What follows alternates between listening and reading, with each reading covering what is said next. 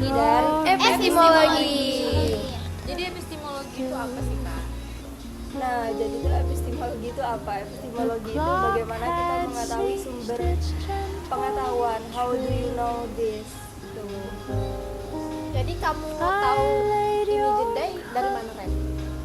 Nah, kita tahu kalau itu jeda itu dari 4 sumber. 4 sumber itu yang pertama ada indrawi. Indrawi itu kita bisa merasakan, itu kan kita bisa rasakan kan dengan dipegang.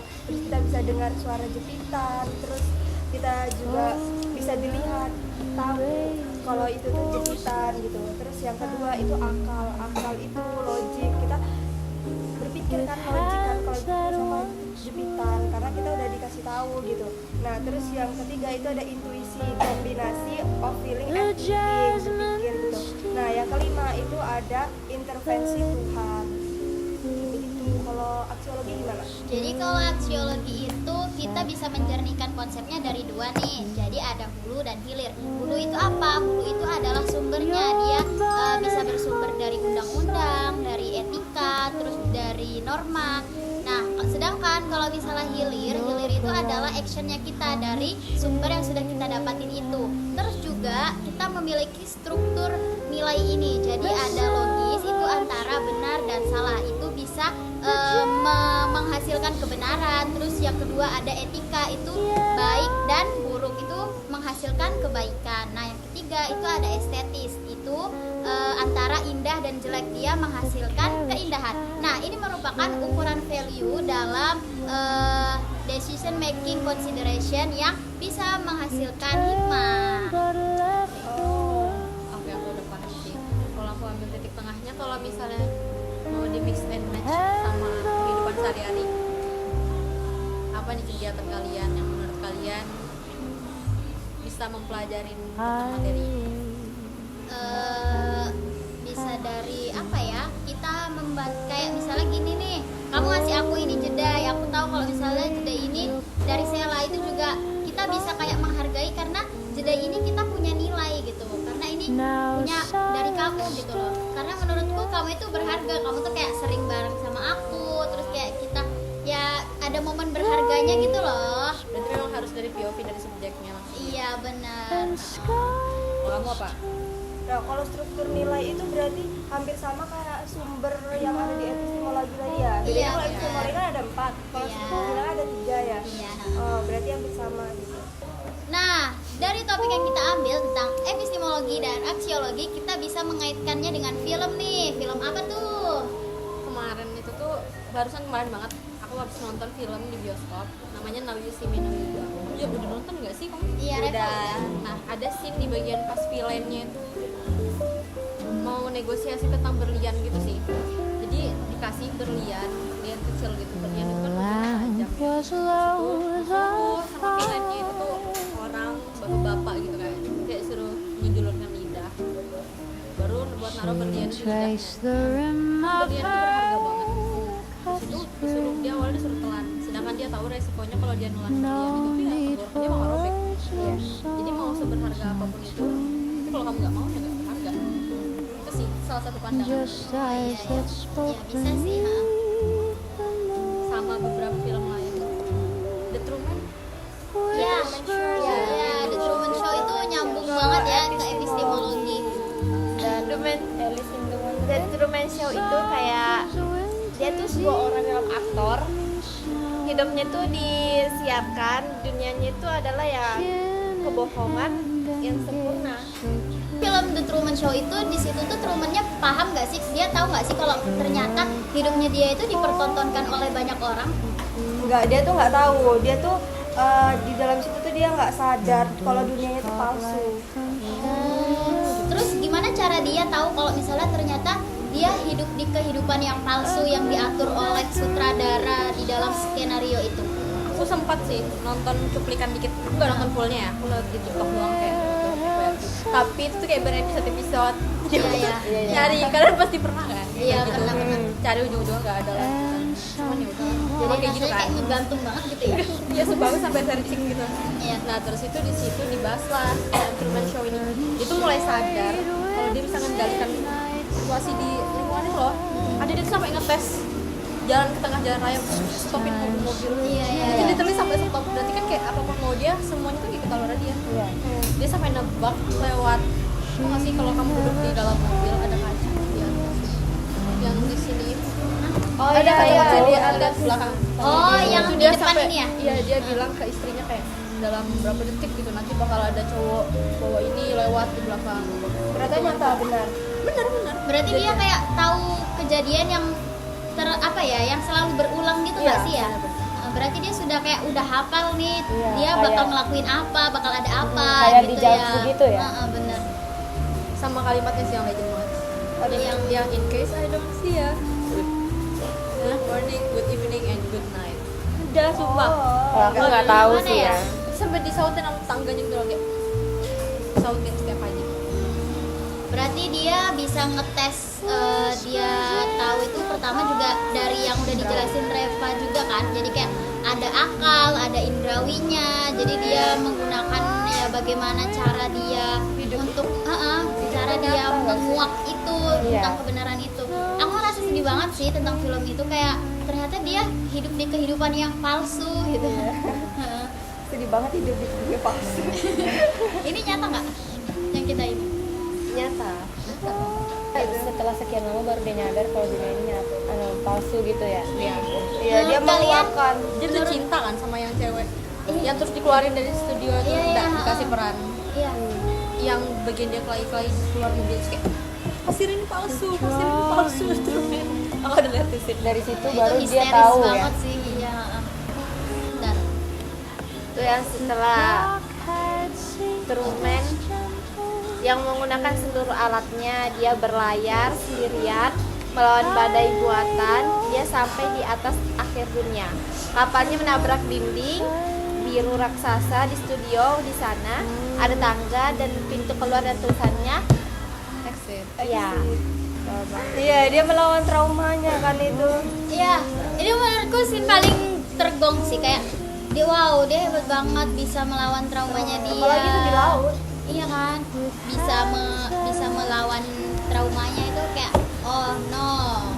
Jadi Truman itu mengajarkan epistemologi adalah perjalanan panjang. Kita harus aktif menggunakan 4 alat tahu kita dan berani berlayar menuju wahyu kebenaran sejati. Berarti kalau kita mau mengetahui masa depan kita harus memakai 4 ini ya, pakai akal, Ya, pakai indrawi. Jadi dia tahu masa depan kita nanti yang baik ya. Iya. Tapi juga nggak bisa pakai indrawi aja, harus pakai akal. Iya. Dia pakai akal, berdoa juga wahyu. Kalau scene paling gong menurut aku tuh, tapi udah dibahas ya, trauma ya. Ya mungkin kamu beda gitu. Iya, perspektifnya Dari beda sisi mungkin. kamu. Menurut aku scene paling gong itu pas dia udah sadar kalau semua ini salah gitu. Orang mana gitu kan, orang mana yang nekat ngelewatin, kamu naik mobil nih, ngelewatin ranjau api. Itu scene-nya kayak semau itu dia mau tahu ujung dunia ini gitu. Nah jadi tuh dikasih ranjau buat keluar api, terus dia bilang itu apinya tuh di sana nggak ada. Terus tuh ditutup jalannya. Oh ini kayak dia nerobos semua. Nerobos.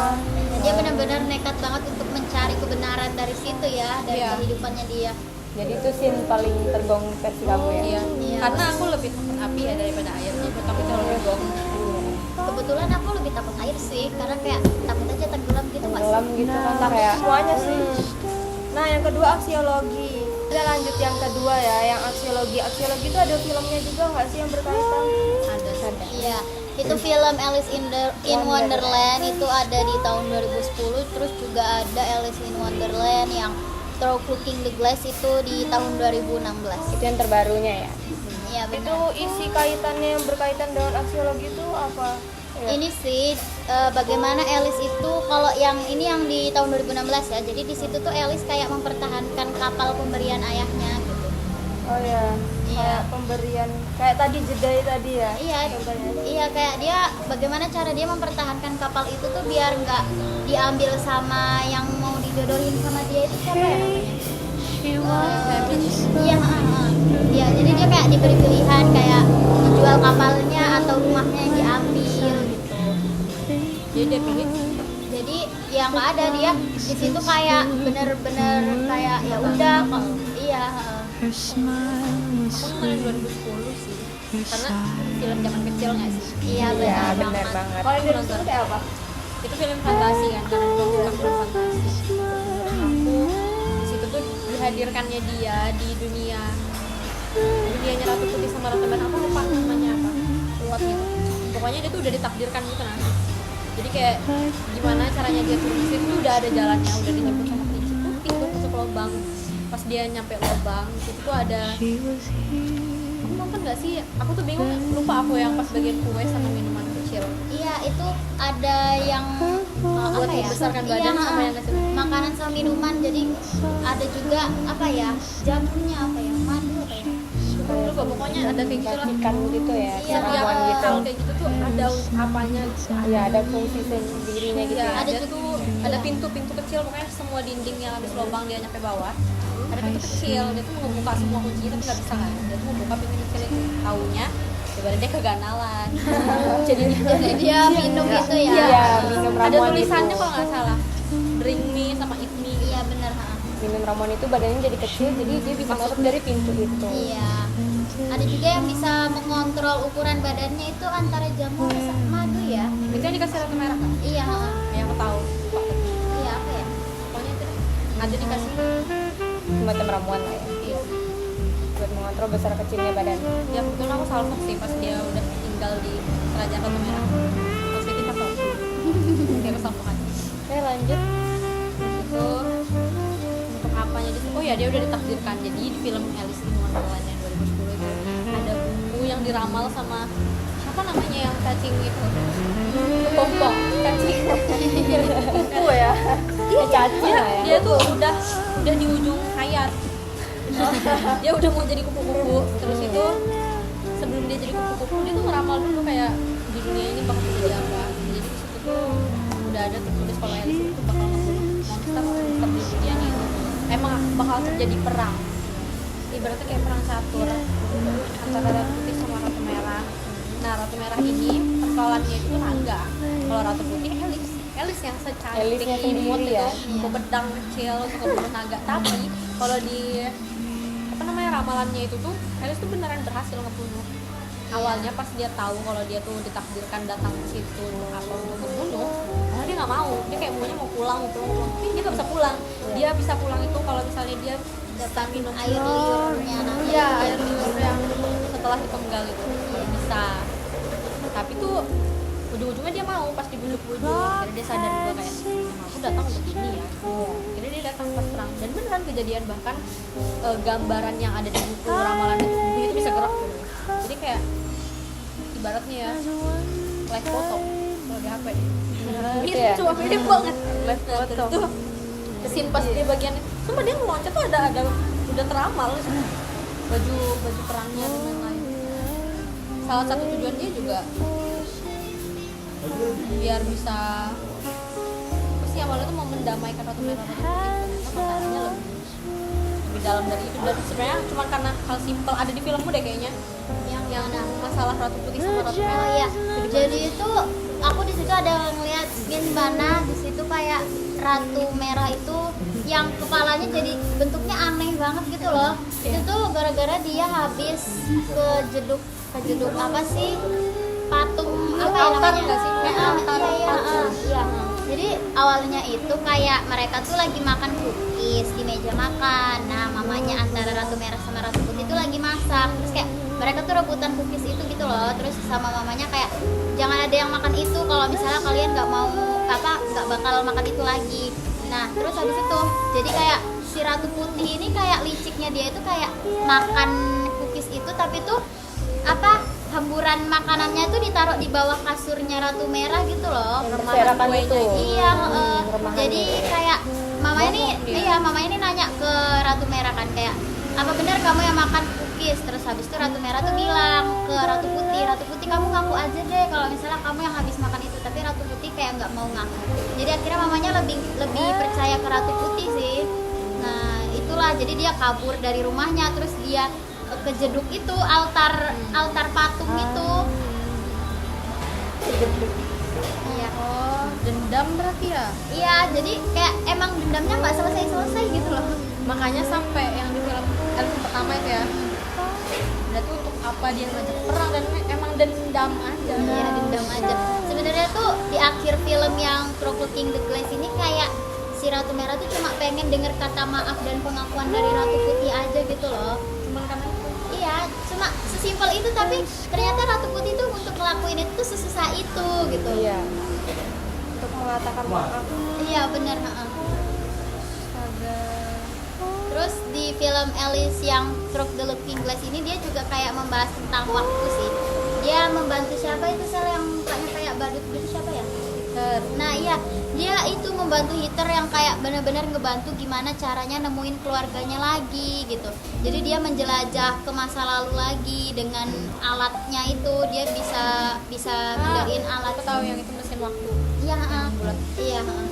Di situ dia kayak benar-benar niatnya buat ngebantu Hitler gitu, kayak nemuin keluarganya lagi, karena Hitler itu udah benar-benar sekarat banget, kayak udah nggak bisa lagi, kayak harus nemuin keluarganya gini loh. Dan harapan dia nemuin keluarganya itu cuma dari Alice aja gitu. Siapa yang bisa bantu selain Alice? Berarti dia butuh pertolongan ke Alice. Iya, awalnya Alice tuh kayak enggak, aku nggak bisa gitu, tapi kayak Hitler tuh ya udahlah, Alice nggak bisa, jadi dia makin sekarat kan, jadi kayak ada rasa iba dalam hati Alice gitu, jadi kayak ya udah akhirnya dia melawan semua takdir, dia kembali ke masa lalu lagi gitu. Aku tuh sempet lihat scene yang bagian awal. Aku kurang paham kalau yang di Alice in Wonderland yang pertama yang aku tonton. Itu kan sinyalnya dia untuk masuk ke dunianya itu memang lewat kelinci kan. Kalau yang film Looking Glass, aku kurang paham apa sinyal yang dikasih lah sampai dia mau menembus kaca. Ingat nggak yang dia tuh dikejar-kejar di kapal? Iya, Sampai nembus kaca. karena kayak dia apa ya? Masuk akal. Iya, kayak dia jadi cara dia untuk masuk ke dunianya itu dengan masuk ke dalam kaca, terus dia langsung ke dunia lain gitu, yang dengan dikejar Kecil dan tuh kan. iya, Hitler dan teman-temannya. Jadi kayak gitu cerita dari kedua film itu ya. Iya, jadi ya nyambung ke aksiologi sih, untuk apa Alice berkorban sebegitunya untuk melakukan semuanya gitu. Ya sama kayak epistemologi juga kan, bagaimana dia Cara mencari dia, kebenaran. cari tahu gimana caranya keluar dari dunia yang dari skenario sutradaranya itu. diatur semua. Iya.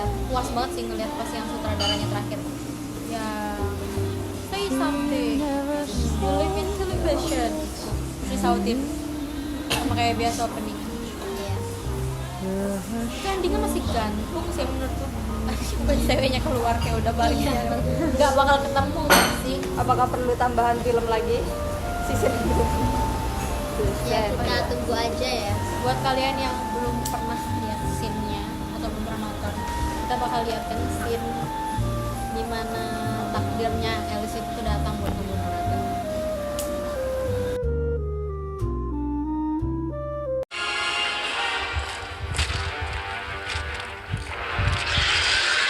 Six impossible things.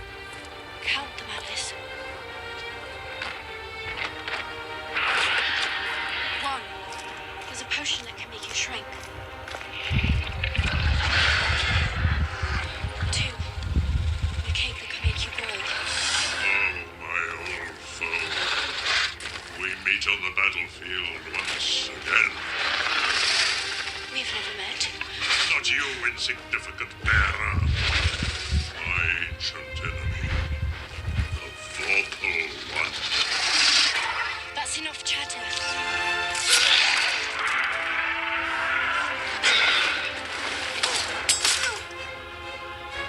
Three. Animals can talk.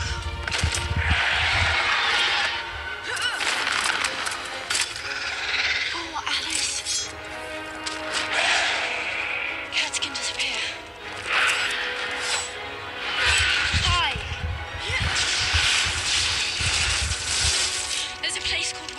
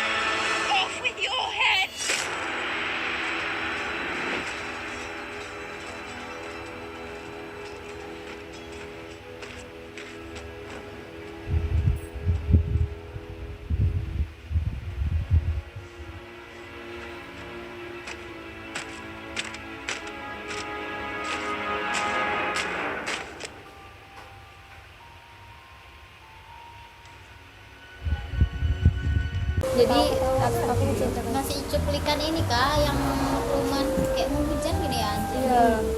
Jadi aksiologi dari film Alice in the Wonderland 2010 dari 2016 tadi, hulu dan hilirnya adalah hulunya adalah sumber nilai kita, agama, filosofi dan etika logika.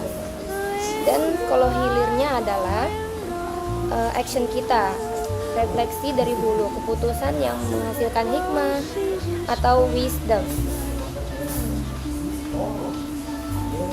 Nah, jadi dari cuplikan yang udah kita lihatkan tentang Alice ngebunuh naga sesuai dengan takdirnya dia, sesuai kan? Sesuai sama yang kita ceritakan tadi kan? Terus itu kalian juga harus ngeliat sih dimana kalau misalnya Alice ini datang terus tiba sama Hitler, terus dia bener-bener makin mesin waktu itu, dan si siapa namanya Time itu bener-bener ngasih kepercayaan ke Alice karena dia ngerasa kayak oh iya emang ini hal yang benar yang harus dijalani. Dari cuplikan gitu.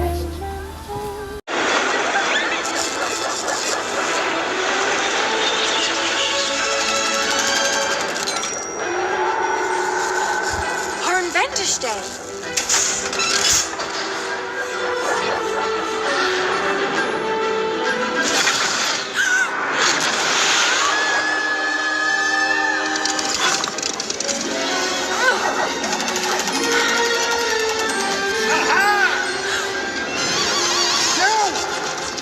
Give me what is mine! Give it back, or there will be none of me left! Come back! Come back! You cannot win in a race against time! I am inevitable! Come with the flag! Come with the flag! Come with the flag!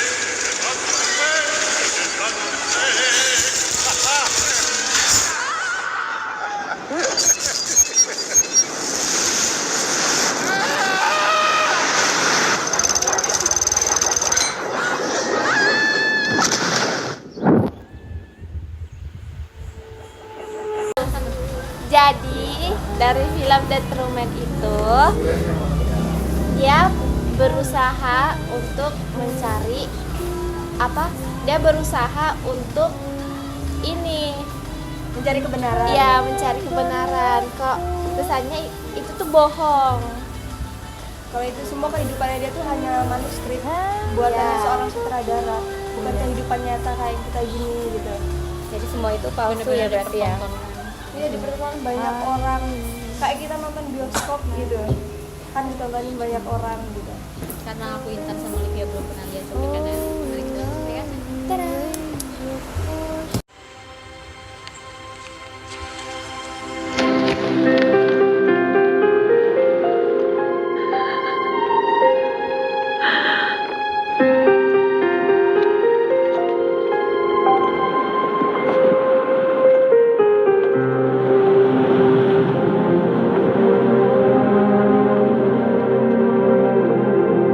Let's get another boat out there. Okay. Listen, guys, I need to talk to guys in the ferry. Come on, get it moving. Get it out of here. Come on.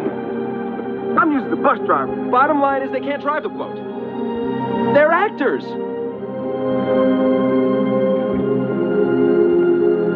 How do we stop them?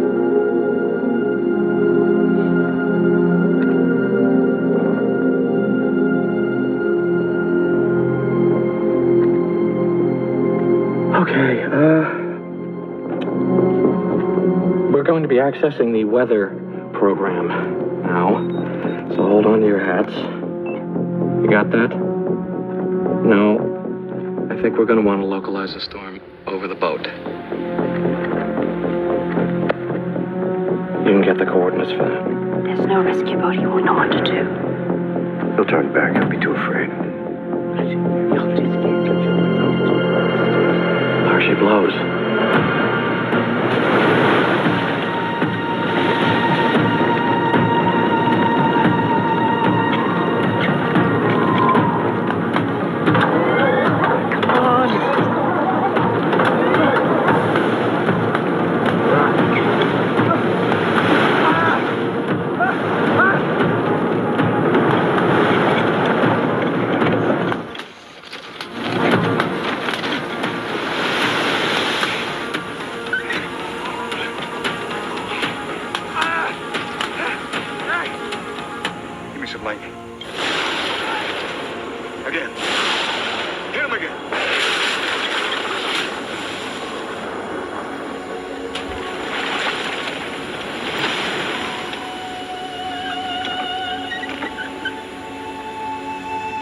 sake, Chris.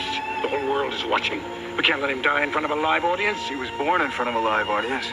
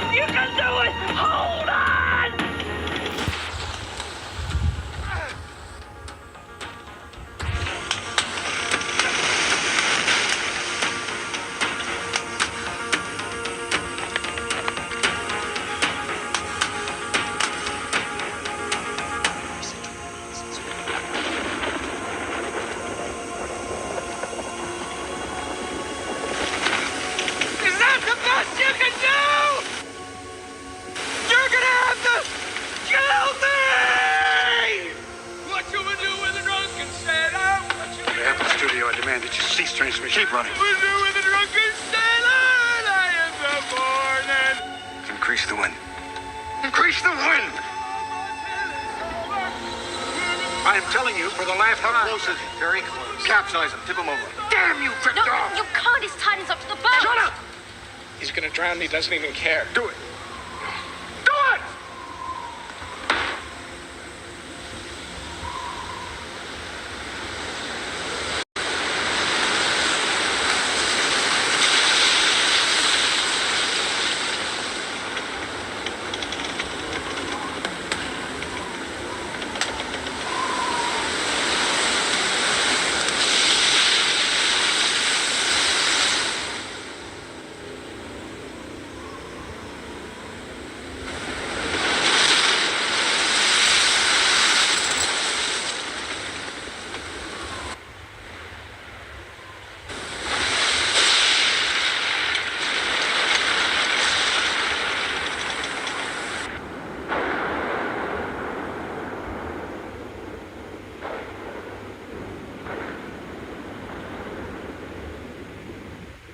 That's enough.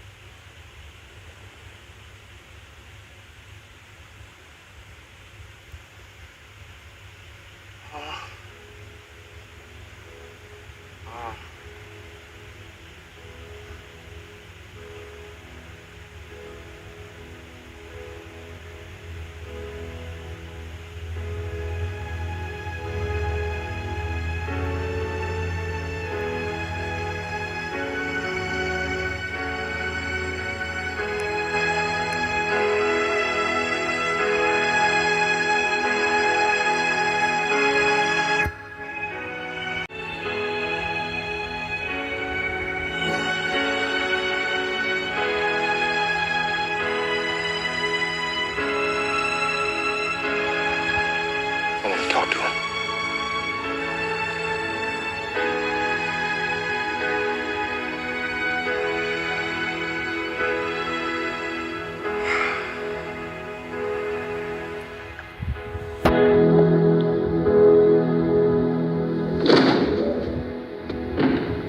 Truman, you can speak. I can hear you.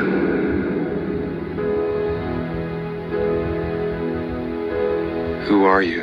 I am the creator of a television show that gives hope and joy and inspiration to millions.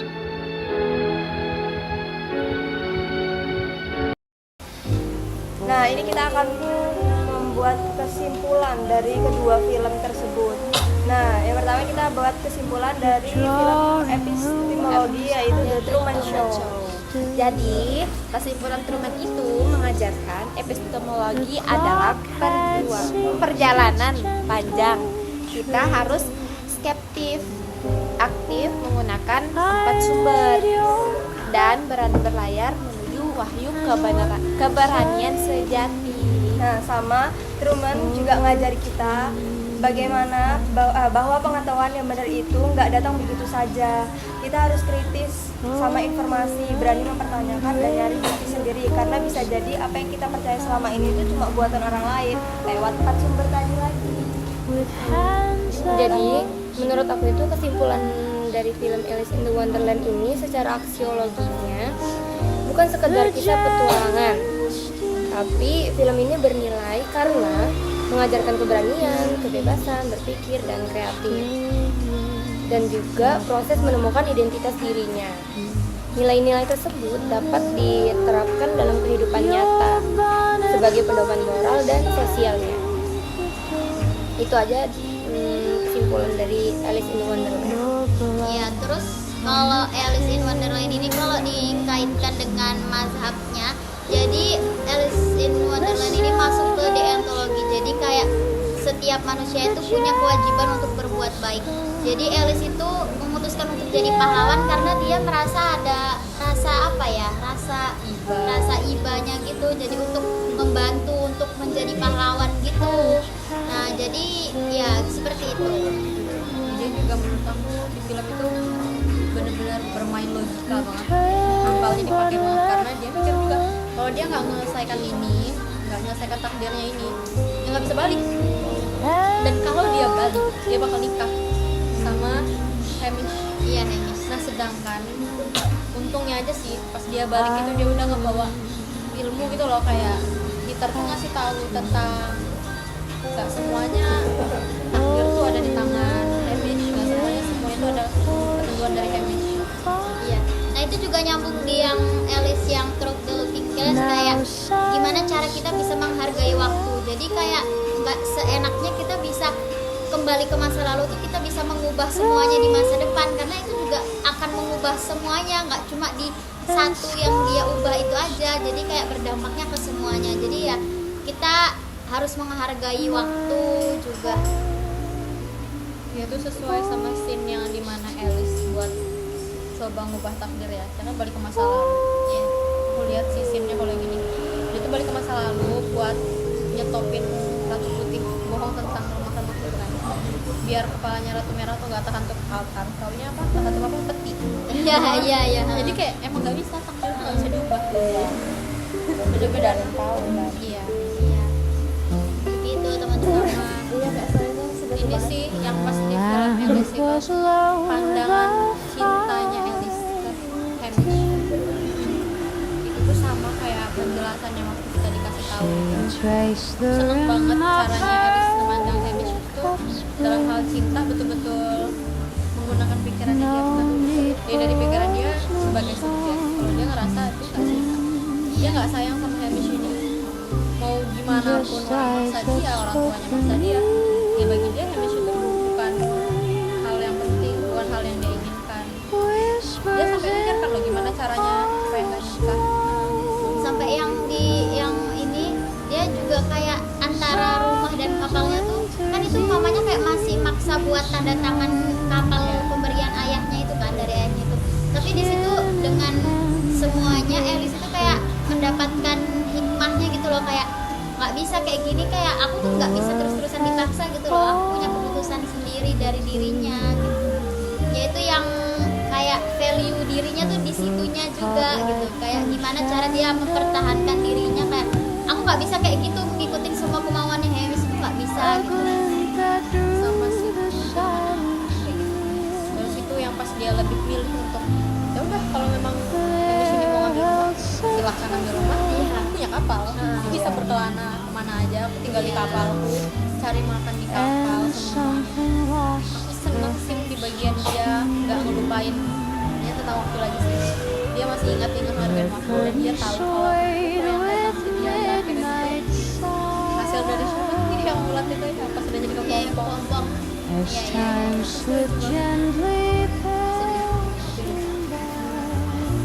Roman sama yang pas penyematan mahkota atau merah dan seperti itu ya, cara cara orang tuanya itu menurutku salah, pemikiran orang tuanya, karena dia memandangnya itu sebelah mata, memandang anaknya sebagai objek.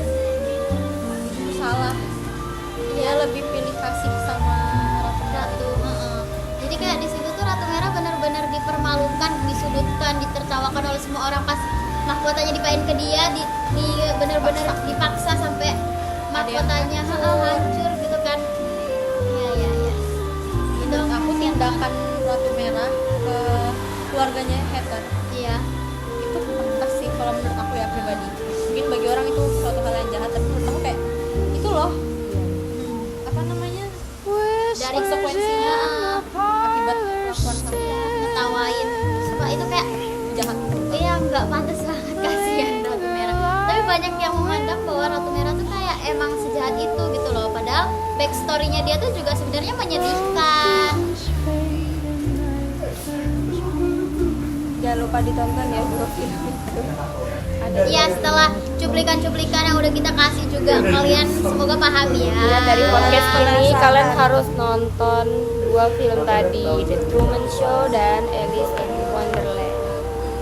Kalau yang masalah backstory-nya Ratu Merah ya, menurut aku itu dia itu kena dari semua sisi sih. Pertama dari keluarga, dia udah digituin sama keluarga. Kedua, percintaan dia dikhianatin sama kekasihnya itu yang ujung-ujungnya itu jahat sih menurut aku. Terus itu dari keloyalitas, semua prajuritnya dia tuh banyak banget yang masuk dari belakang. Iya. Itu yang bikin dia kayak gitu gitu loh. Iya. Kalau katanya orang ya nggak ada asap kalau nggak ada. Tapi padahal juga Ratu Merah tuh pengennya sesimpel itu loh, cuma pengen mendengar pengakuan dari Ratu Putih dan maafnya dia gitu. Tapi ternyata Ratu Putih sesusah itu untuk mengatakan itu gitu. Kalian tahu nggak kalau misalnya ternyata tuh si Truman ini dibohongin sama istrinya. Ternyata istrinya tuh udah tahu kalau itu semua bohongan. Jadi selama ini tuh istrinya tuh kayak bohongin dia gitu. Padahal istrinya tuh aktor di situ juga gitu. Jadi dia tuh tapi aku bingung, istrinya dia yang di film itu sama yang kekasihnya itu sama gimana? Sampai diganti scene gimana ya? Jadi ini tuh beda kedua itu, kekasihnya sama istrinya. Nah kalau istrinya itu bernama Merly, kekasihnya itu bernama Lauren. Nah si kekasihnya ini ternyata aktor bayaran. Dia tuh udah tahu kalau itu tuh semua itu palsu, dia bohongin. Jadi cinta itu palsu. Sedangkan kalau sama kasihnya itu cinta sejati. Jadi dia bener-bener tulus cintanya, nggak kayak dia sama ke istrinya. Kalau ke istrinya itu kayak ibaratnya aktor dibayar itu kan berarti dia harus ngikuti semua alur kan. Cinta nggak cinta dia harus berusaha cinta dan gitu. Sedangkan kalau sama kasihnya itu dia benar-benar cinta. Jadi itu bukan sebuah manuskrip atau buatan sutradara, bukan. Jadi cinta benar-benar dari hatinya gitu. Jadi selama itu dia dibohongin sama istrinya. Istri yang Di dunianya mantes Merly itu. pas dia berapa kali foto tuh ada tangannya kayak gitu. Gini guys. Kayak nggak tahu apa tandanya ya, pokoknya pas foto tuh kayak gini. Kalau tuh cuplikan. Goodbye!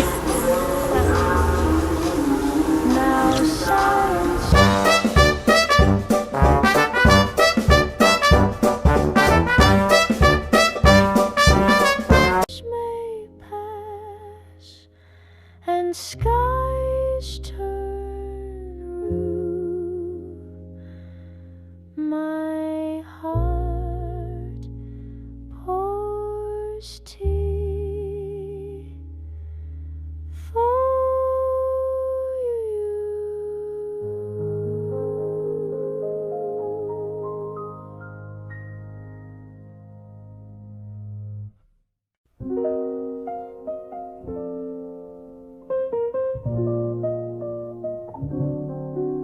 Here she walked in slow through the cafe door, a velvet glance I can't ignore. The clock stood still, the world fell mute. Her smile was sweet, her silence once cute. Echoes of her smile remain, drifting through the midnight rain, like perfume lost in summer air. She was here, then wasn't there. Her voice, a faded radio tune, lit softer than the silver moon. She spoke of dreams from long ago, of Paris nights and old shadows. I see her in the steam of tea, in jazz notes hummed so tenderly. She lives within this vintage song, where memories and time belong.